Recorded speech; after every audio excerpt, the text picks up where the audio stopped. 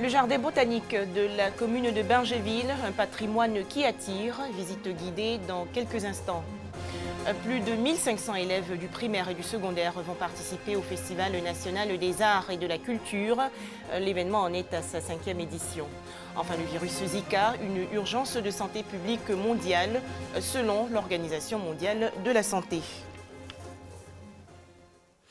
Bonsoir à tous et merci de nous rejoindre sur RTI2.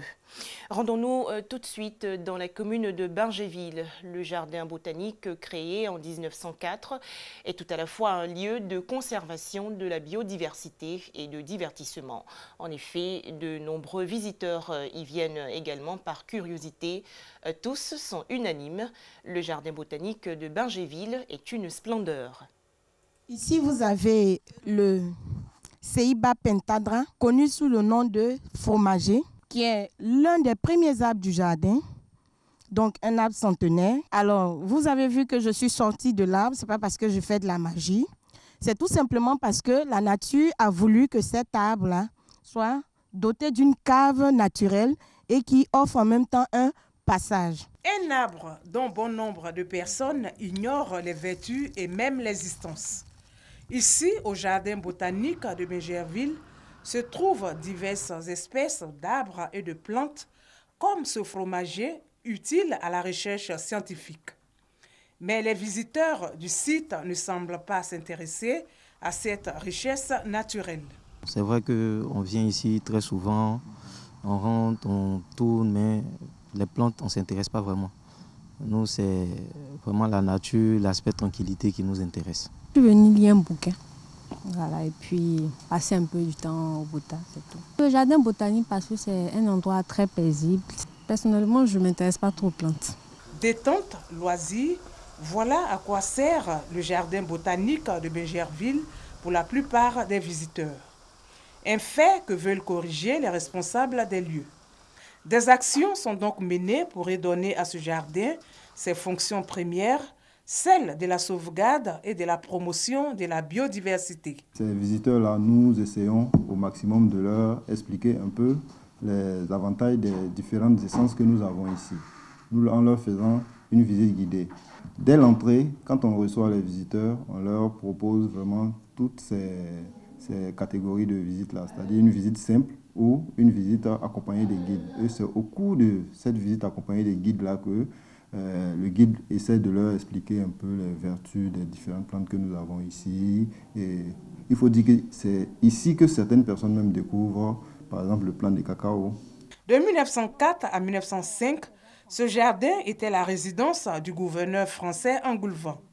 À partir de 1905, il devient un lieu d'essai de plantes venues de divers horizons, avant d'être retenu comme jardin botanique de Bargeville en 1952.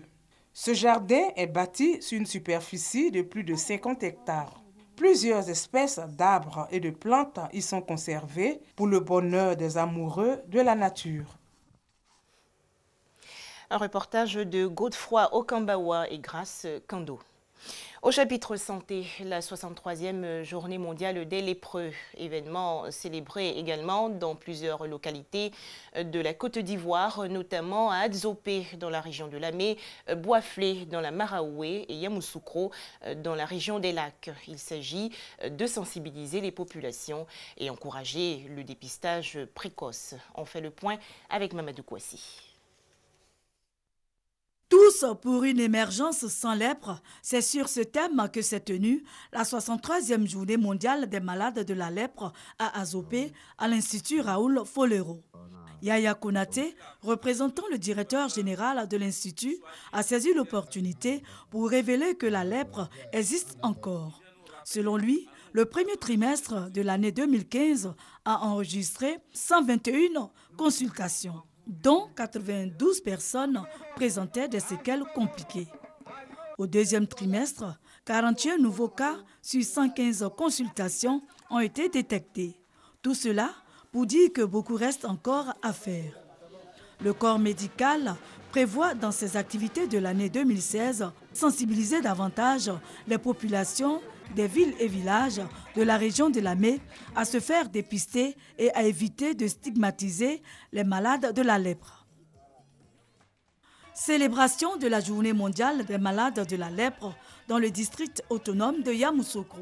Autorités administratives, sanitaires et population ont apporté leur soutien et marqué leur attachement aux malades de la lèpre. Le directeur départemental de la santé et de l'hygiène publique, Dr Lucien Leyebi, a saisi l'occasion pour traduire sa gratitude aux experts venus d'ailleurs pour former les agents de santé rurale et infirmiers sur la maladie. Toute chose qui a permis à ces agents de santé de faire le dépistage des malades sur l'ensemble du district. Il a indiqué par la suite que la lèpre n'est plus un problème de santé publique. Le sous-préfet central de Yamoussoukro, Yaya Koulibaly, a quant à lui lancé un appel aux personnes malades afin qu'elles se fassent dépister le plus rapidement possible pour guérir de la lèpre. Lors de cette journée, de nombreux dons composés de riz, de savon et de produits d'entretien ont été offerts aux malades atteints de la lèpre. Célébration de la journée mondiale des lépreux à Zagueta, dans le département de Boisflé. Le directeur départemental de la santé et de l'hygiène publique, Dr Hyacinthe Dié, a rappelé les circonstances qui ont abouti à la création de l'institution et la tenue de la journée. Pour lui, c'est grâce aux efforts du vagabond de la charité, Raoul Folero. Et le choix de Zagueta s'inscrit dans la dynamique du district sanitaire de Boisflé de faire de cette célébration une fête tournante dans toutes les localités pour une meilleure sensibilisation. Faisant le point de la situation de la lèpre, le directeur départemental a indiqué que le district sanitaire de Boisflé est passé de 124 cas traités en 2000 à 21 cas en 2014. En 2015, 8 nouveaux cas ont été enregistrés, portant à 18 le nombre total des malades. Dr Hyacinthe Dié a lancé un appel à tous afin que la lutte contre la lèpre continue malgré les efforts consentis pour son éradication. Un commentaire de Honorine Anigouri et Mamadou Kouassi. Dans l'actualité nationale également, des vivres et non-vivres offerts aux populations démunies de la commune de Koumassi. C'est une initiative de l'organisation non gouvernementale Never Alone. Environ 50 veuves et 50 enfants ont reçu récemment ces dons. Du riz, de l'huile, du savon, des pâtes alimentaires, des habits et des chaussures. C'est le don en vivres et non-vivres de l'ONG Never Alone, jamais seul, à 50 veuves et 50 orphelins de 1 à 12 ans au quartier Félix-Soufou-Boigny, appelé communément Campement de Koumassi. Cette opération menée avec la collaboration de la mairie de Koumassi a permis de soulager ces populations démunies. Nous avons voulu commencer quelque part et donc nous avons choisi Koumassi où des femmes et des enfants sont aussi vulnérables que dans certains autres quartiers. Mais nous avons voulu le faire véritablement parce que nous croyons que c'est d'abord, je veux dire, une question existentielle. Nous vivons, il y a des gens à côté de nous. Il est déjà bon, il est de notre responsabilité de leur tendre la main. Je crois que c'est ce que nous avons essayé de faire. Mes sœurs et moi, une grande joie nous anime par rapport aux dons que Miss Bailly nous a offert.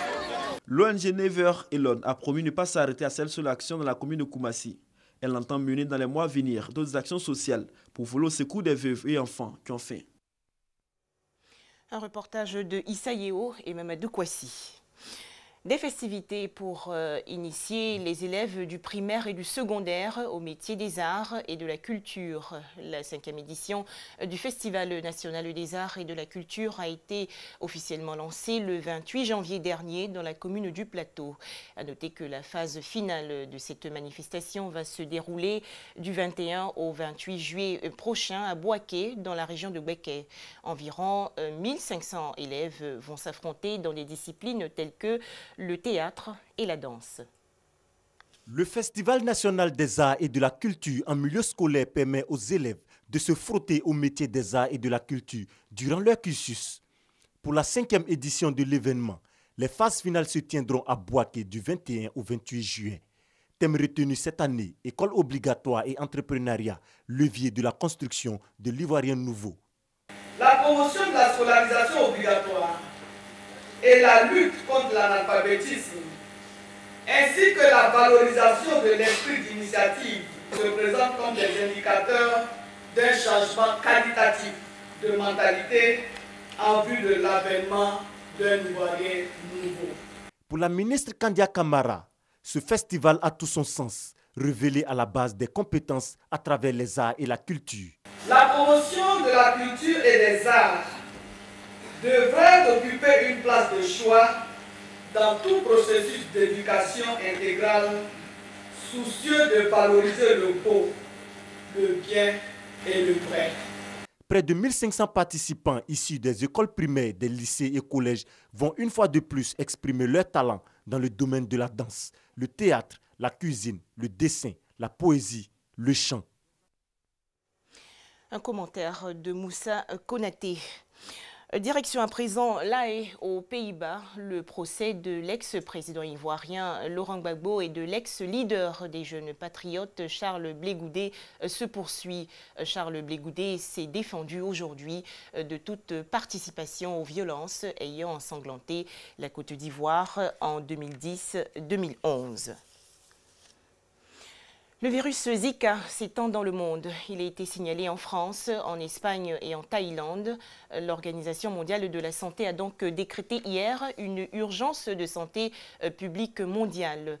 Il s'agit d'accélérer la recherche scientifique et l'action internationale contre ce virus. Très critiqué pour la lenteur de sa réaction face à l'épidémie d'Ebola, l'Organisation mondiale de la santé OMS prend cette fois-ci les devants. Ce lundi 1er février, à l'issue d'une réunion exceptionnelle du comité d'urgence, l'organisation a engagé la procédure d'urgence de santé publique de portée internationale.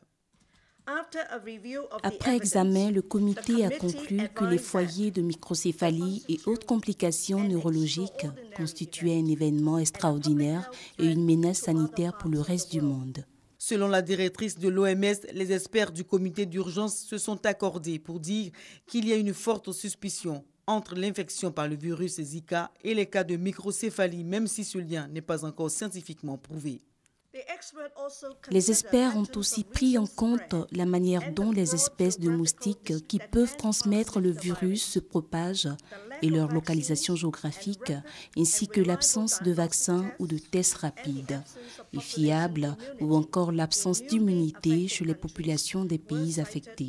Tout cela contribue à nos inquiétudes. L'OMS s'est abstenue jusqu'à présent de formuler des recommandations concernant les voyages dans les zones affectées par le virus Zika. Mais le Brésil, le pays le plus touché avec près d'1,5 million de cas selon l'OMS, a formellement déconseillé aux femmes de tomber enceintes.